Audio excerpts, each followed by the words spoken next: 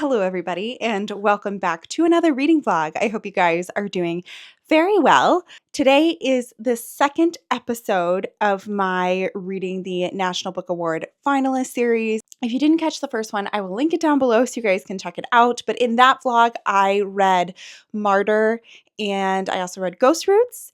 But today, we are embarking on a new journey because I am going to be reading two more of the 5 finalists.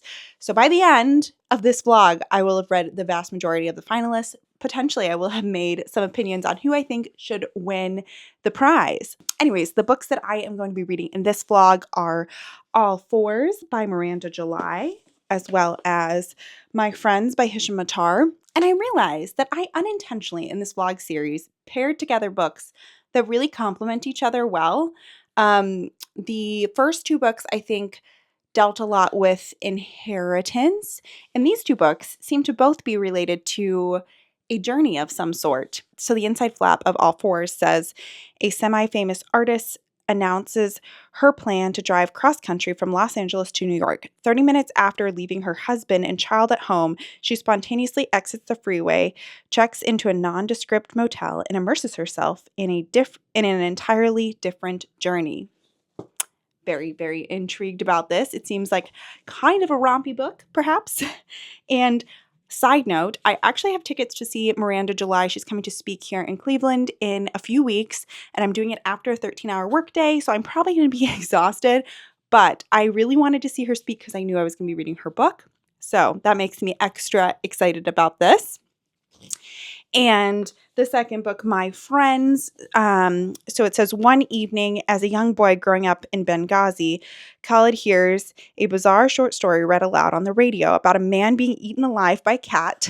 I don't think Alberta clans would do that, although they've had their moments, and has the sense that his life has been altered forever. Obsessed by the power of those words and by their enigmatic author, Hossam Zawa, Khalid eventually embarks on a journey that will take him far from home to pursue a life of the mind at University of Edinburgh. So another journey of a different sort, but I'm very anticipating both of these reads this week. Tyler and I are actually going on our own little journey because it is going to be my birthday weekend this weekend, and so we are going on a little road trip to a treehouse in the middle of the woods to enjoy some hiking, some fall weather, which we're very much experiencing this week, and just some coziness far away from the city. And so I think that these reading plans are going to be super perfect for that. Anyways, I have a friend who's about to come over, and we're about to watch the second game in the ALCS, which is the championship series that the Guardians are in. Tyler and I are big fans. If you saw last week, our flag fell down and the Guardians lost. So I don't know. We'll see if the omen continues, or perhaps it was just a one-day thing. But she's getting some Thai takeout food, and then we're going to eat, watch the game, have a very cozy little evening indoors. So with that, welcome to the vlog.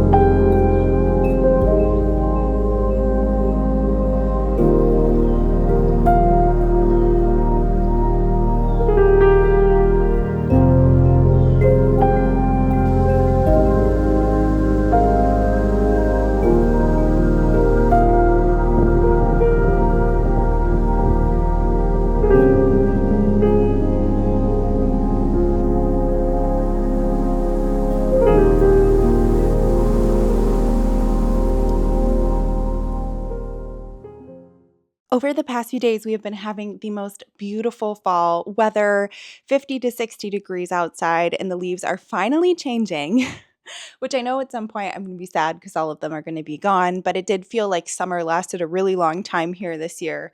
And so it's been nice to just enjoy the fall wildlife, enjoy the fall leaves, and also enjoy the first part of my reads this week, which is All Fours. I took the cover off because I always am worried I'm going to ruin the cover when I'm bringing a book around with me and I have the cover on. But anywho, I am on page 106 currently, and This book is kind of an interesting and bizarre setup, but I'm really enjoying it. Like, it feels very unique and fresh. So it's about a woman who's in her 40s. I would loosely describe this as a midlife crisis book. So she lives in a home with her husband and son, and she is a famous writer and has spent a lot of her time in her garage writing and just pouring everything into the page. But a lot of her real life outside of her writing feels very sterile, full of, formalities with her partner and niceties and doing the routines that she has to do and the day to day, but not that visceral, emotional, deep understanding, that belongingness that maybe she gets when she writes her work, but she doesn't feel it in her day to day. And so she basically gets the opportunity to go from LA to New York for a conference of sorts. And instead of flying there, she decides to do a cross country road trip, which gets abruptly cut short when she decides to stay at a very sketchy motel a very short way from where her home is. And she starts to make this hotel room into her own to kind of fulfill her life, bringing meaning into her life close to where she was at home. But really, the difference is the intention and the attention to detail, I guess, and the desire to find a connectedness there. And she starts to kind of build connections with people in this little area, including a boy named Davy, who is someone that she meets while she's getting gas one day. And they kind of strike up a friendship.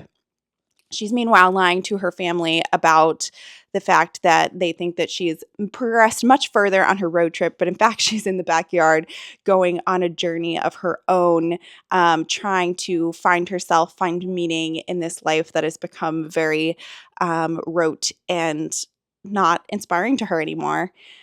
I like how quirky it is, how odd it is. One part of the scene, she is redoing her motel room and, taking the drab towels and the gross curtains and getting someone to essentially make it anew for her. And that whole part of this book was absolutely hilarious. It does have a lot of kind of quirkiness to it, things that perhaps not everybody would do, but this woman on a journey of self-exploration just wants to find her place, and she's kind of throwing caution to the wind. Yeah, so far quite intrigued.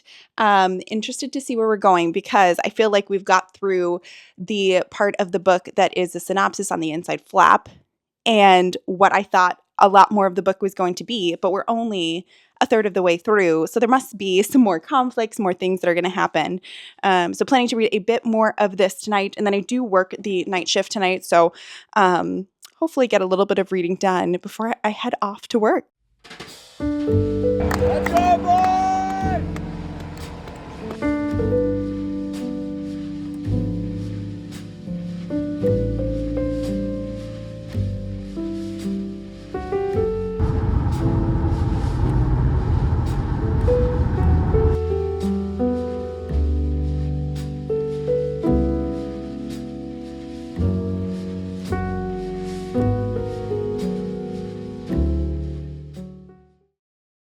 So after a long day of driving, we finally made it to the tree house, which is so beautiful. This is our little grill over here. Ty's going to grill some steak, and we're going to make tacos for dinner. And then I'll just show you guys a quick tour. Their moms, you can't really see them in the dark, but are so pretty compared to mine at home, which are currently dead. But they did such a good job of like putting out all the Halloween-y stuff. Like they have little pumpkins in front of the entrance. And then here is the main inside area. We are just making some tacos for dinner, so we cut up some limes. There's a very cute little cooktop stove. We're doing some steak. And then our main little living area, those are some roses Ty got me for my birthday. We're going to watch the game a little bit later.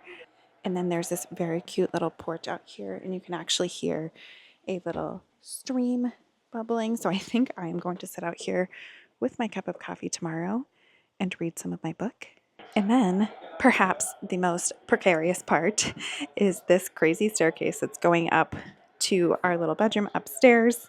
Here's the bedroom area with this beautiful vaulted ceiling. So pretty. And of course, on my bedside table is all fours. Anyways, we're going to go eat some dinner and just have a very cozy night.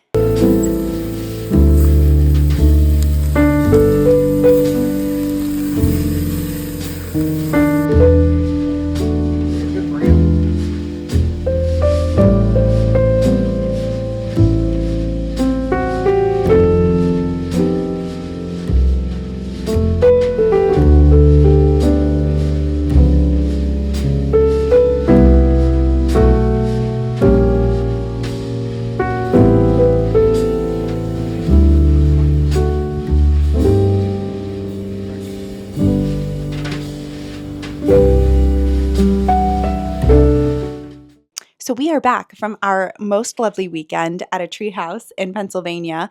Tyler and I enjoyed our time so much, just grilling out and sitting by the fire, looking at the trees, and just having a cozy couple of days away from the city.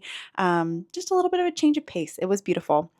And we got back yesterday morning after no big hiccups in our travels, which was nice because sometimes when Tyler and I travel together, there's something like crazy that happens. The luggage gets lost, the plane gets canceled, something like that. But since we were driving and we were on our own schedules, we kind of did what we wanted and it all worked out. I did narrowly miss hitting a deer, but I have the quick reaction speed, which I was very thankful that I had this time because who knows what would have happened. It was a very rural road, but thankfully for the deer and for us, we are all back and everything is good.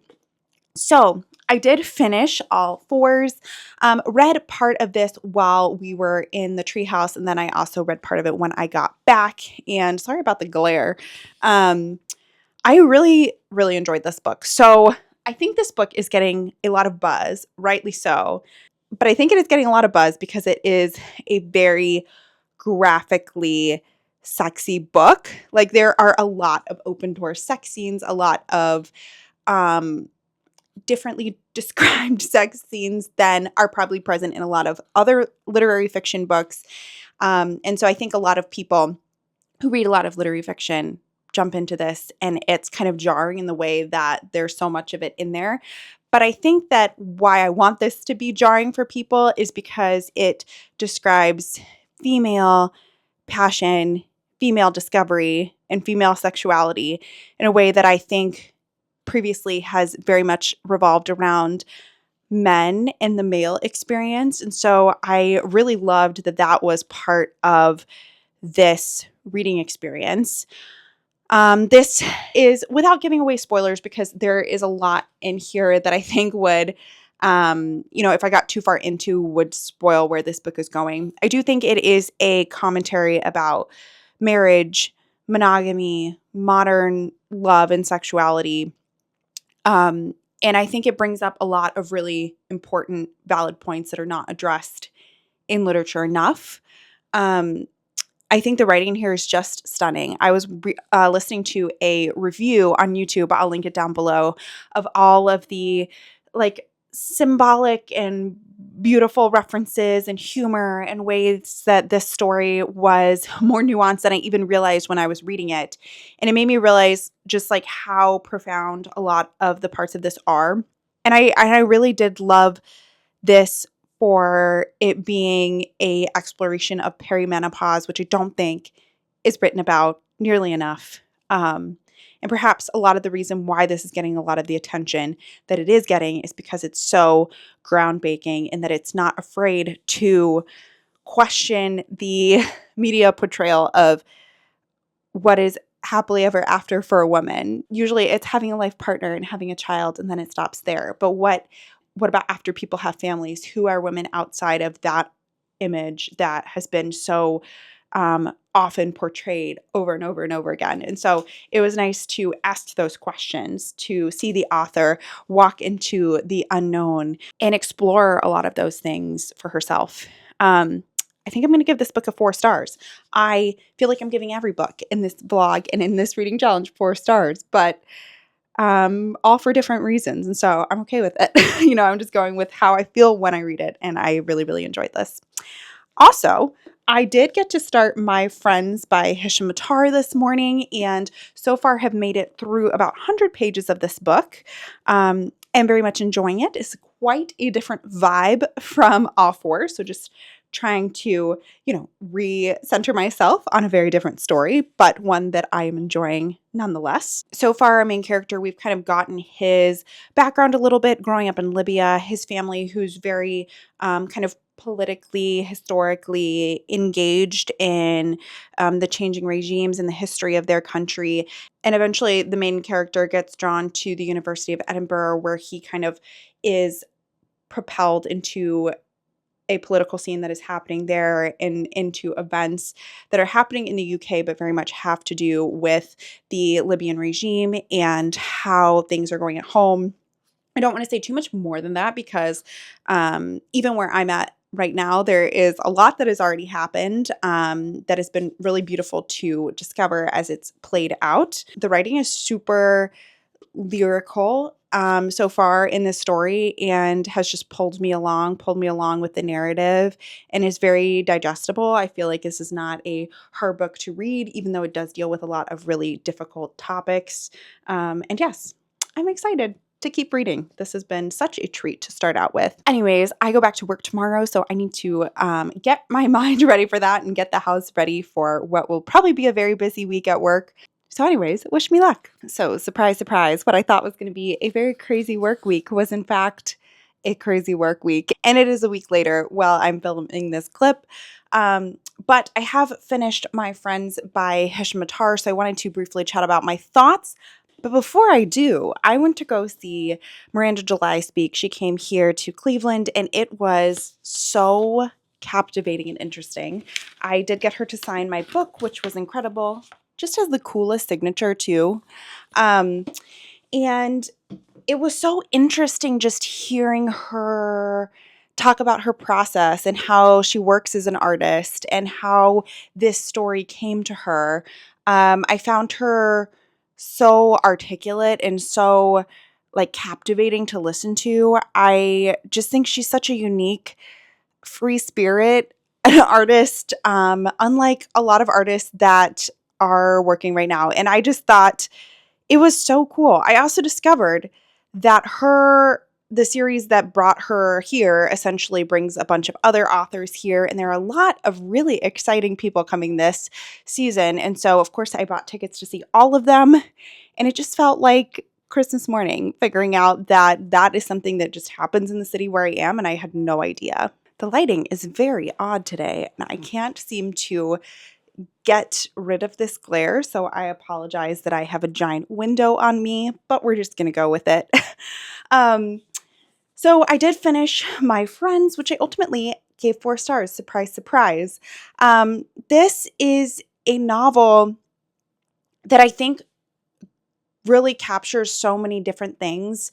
And a novel that's writing resonated with me so deeply in a way that maybe none of the other books in the list that I've read for the National Book Award so far has resonated. It was this beautiful, lyrical, want to highlight every single page type of writing. And I just loved that so much. It deals with a lot of difficult topics, one of them being obviously friendship, which I love that was central in this book, as I feel like romantic love takes the center stage in so many other books that I've read, particularly this year. But in this story, it's about how friendship influences the life of a man who is essentially in political exile, where he cannot go home to see his family that he's so profoundly close to and that he loves. And it's about the influence that his friends have on him, but also the way that they're able to show things to him and enlighten him in ways that perhaps, obviously that he wouldn't have been able to see if alone. It follows a lot of different friends that our protagonist is connected to, and how those friendships contribute to his plot, I guess, his life.